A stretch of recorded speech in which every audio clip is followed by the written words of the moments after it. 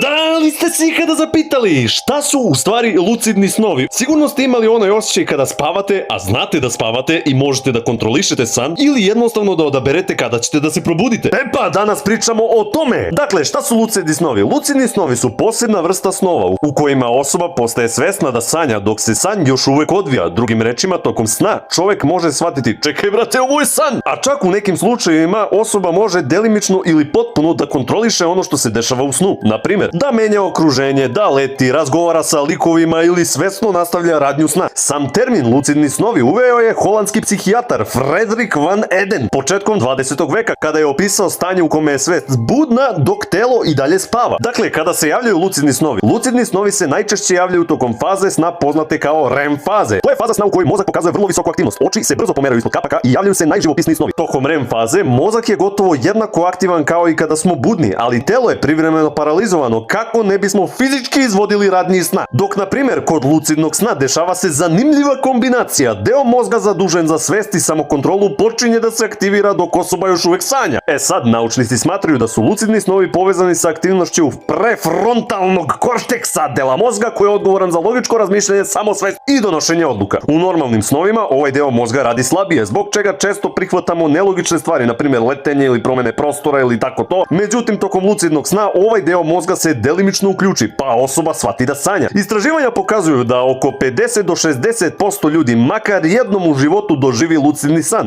Oko 20% ljudi ih doživljava relativno često, dok mali broj ljudi može namerno da ih izazove. E sad, kod koga se obično javljaju lucidni snovi? Pa, na primjer, ljudi koji često razmišljaju o svojim mislima i emocijama imaju veću verovatnoću da dožive lucidne snove. Kreativni ljudi, odnosno mnogi umetnici, pisci i naučnici, koristili su snove kao inspiraciju. Također, lucidno sanjanje ponekad se koristi u terapiji za osobe koje pate od čestih noćnih mora, jer osoba može promeniti tok sna kada shvati da sanja. Ovde mogu i ja da se pohvalim, ja lično mogu da se probudim kada imam neki loš san i da kažem sebi, čekaj brate, sanjaš, sanjaj nešto drugo. Ako bi želeli da imate lucidne snove, pa postoje i tehnike koje ljudi koriste kako bi povećali šansu da dožive lucidni san. Na primjer, vođenje dnevnika snova. I pored toga ima još 4 načina da se doživi lucidni san, ali neću da vam ih pričam jer postoji jednaka šansa da vam se zbog toga desi paraliza sna. Pa ne bih ja da budem kriv kad ga vi najebete. Tako da eto, ostavite like, komentar, subscribe, kažite mi šta sledeće da upropastim i zapratite nas na YouTubeu jer nam tamo treba veća podrška nego na TikToku. Aj, ćao!